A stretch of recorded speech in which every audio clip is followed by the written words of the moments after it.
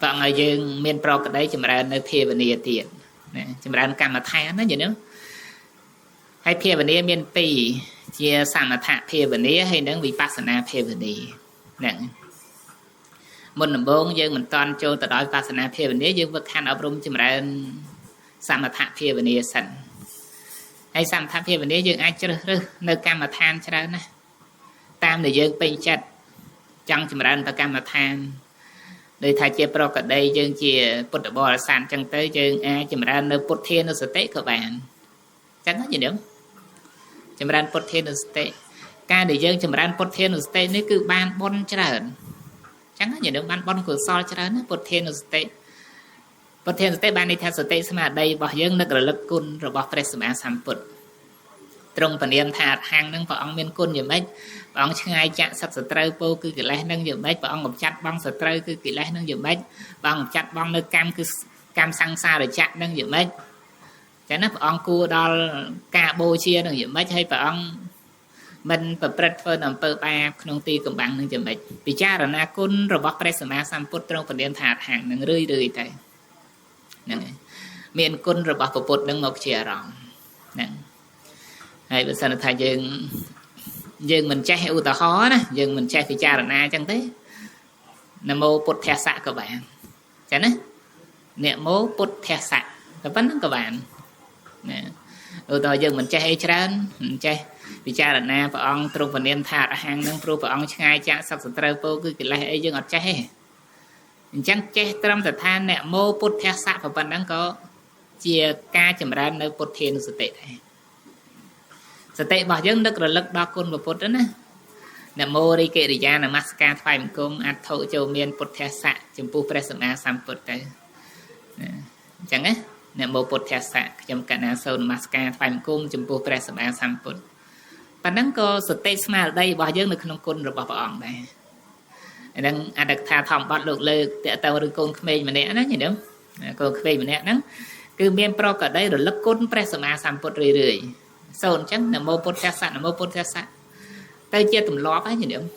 tùm lóp rồi hô đập bếp nhẹ nó còn là mô bột theo xạ này ở miền nhẹ ấy nè này được dương thế nè còn cái tôi nó còn nhẹ là mô bột theo xạ nè rồi hô đập bếp mùi từ nông prey nó tam bảo vật được ra nè bột tờ rọ ấy rồi nông prey tới cô nó bị trôi nông sọc nông phô màu bên tới bột nó màu tam cô mà tam cô cho được trong còng tới bắt còng bát tới cốn nó không prey bàn dục làng đó miền dạ dạ pì nè cái đà cho không prey khơi côn tội nắng dạ mũi để chập côn tội đang là bay xía đó về chập chân màu chân tới sạc từ côn tội nhẹ tới có sậy làng là mô bột thẻ sạn là mô bột thẻ sạn đang màu là về trong dạ nó phay nhọp nhò rồi thốt đó nè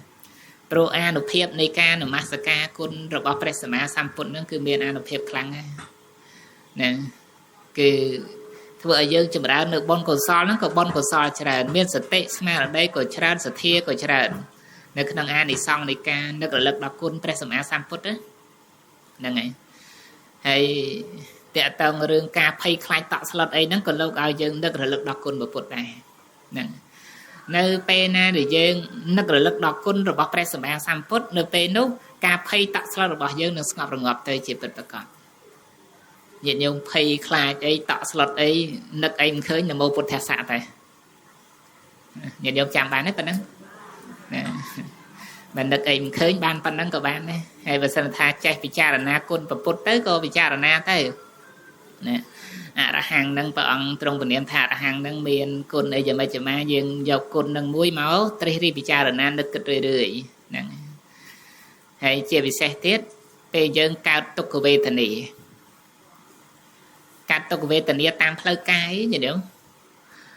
នៅពេលដែលយើងបានចម្រើនពុទ្ធានុសតិចិត្តរបស់យើងមានបៃតិបាមកជាទៅនៅក្នុងខណៈពេលនោះទុក្ខវេទនានោះនឹងរសាត់បាត់បង់ទៅវិញបកាយរថ្នាក់ហ្នឹងនឹងពុទ្ធានុសតិប៉ុន្តែតើយើងចម្រើននៅពុទ្ធានុសតិនឹងរហូតទៅទល់គ្នាចិត្តរបស់យើងកើតនៅបៃតិបាមកជារីករាយនៅក្នុងគុណរបស់ព្រះសម្មាសម្ពុទ្ធហ្នឹងហើយទុក្ខវេទនាដែលកើតប្រកបតាមរូបរាងកាយរបស់យើង ទុក្ខវេទនានឹងឯងនឹងរស័តបាត់បង់ទៅជាពិតប្រាកដអានឹងតាមនៅក្នុងកម្ពីវិសុទ្ធិមគ្គដូចគ្នានឹងដីកាកម្ពីវិសុទ្ធិមគ្គដែលលោកបញ្យល5ពីអានិសង្ឃណាអានិសង្ឃនៃការចម្រើនទៅនៅក្នុងពុទ្ធានុសតិហ្នឹង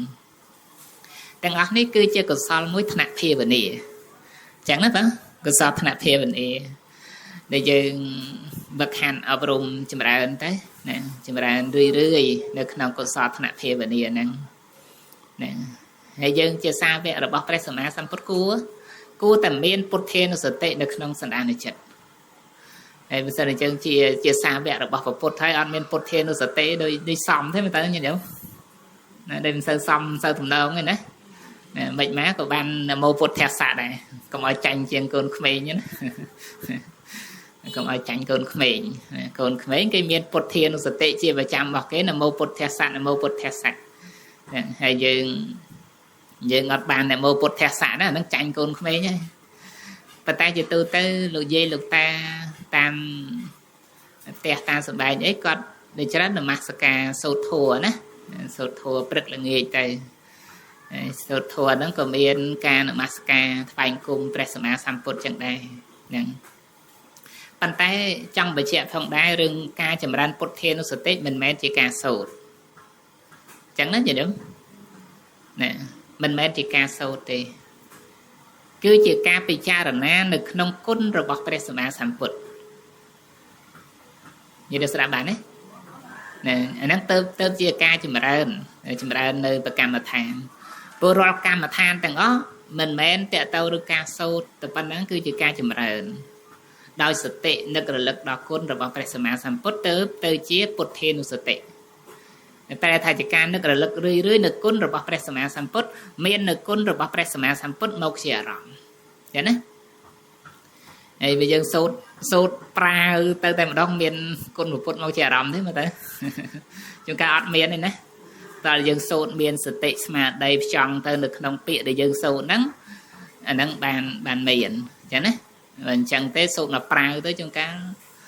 តាមទៅចាំមាត់ហ្នឹងឯងណាអញ្ចឹងហើយបានជាអ្នកបួសមានតកតងរឿងការពិចារណានៅបច្ច័យ4ណាញាតិញោមពេលប្រើប្រាស់នៅជីវរប្រើប្រាស់នៅទីសេនាសនៈអីហ្នឹងគឺព្រះអង្គឲ្យមានវិន័យមួយគេហៅថាបច្ចយសន្និសិតសិលហ្នឹងគឺបរិសុទ្ធដោយការពិចារណាបើគ្រាន់តែសូត្រអាចមយាបច្ចវេខិតហ្វាសូត្រដល់ប្រាំងអញ្ចឹងអាហ្នឹងអត់បរិសុទ្ធទេសលហ្នឹងណាអាហ្នឹងតកតងរឿងសូត្រអាចធัวពិចារណាញាតិពិចារណាបច្ច័យ4ប្រើប្រាស់អីហ្នឹងអត់បរិសុទ្ធទេប៉ុន្តែបើសិនជាក្នុងគណៈសូត្រហ្នឹងមានសតិមួយសម្រាប់ជាគ្រឹះពិចារណានៅក្នុងហ្នឹងអាហ្នឹងទៅបរិសុទ្ធសិលហ្នឹង